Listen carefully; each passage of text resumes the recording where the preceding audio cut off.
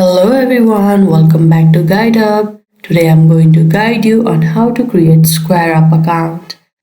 Square helps millions of sellers run their business from secure credit card processing to point of sale solutions. Now, to create your SquareUp account, open one preferred web browser. Here I am opening Google Chrome.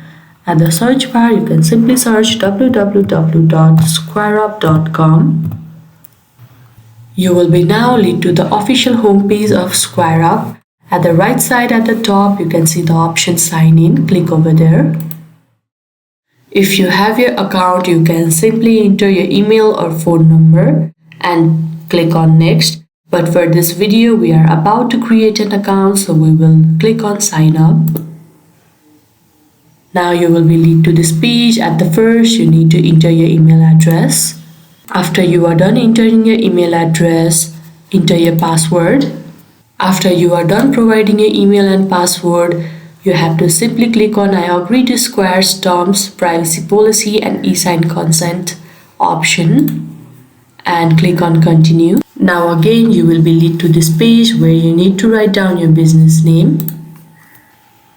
After entering your business name, you have to answer what kind of business do you run.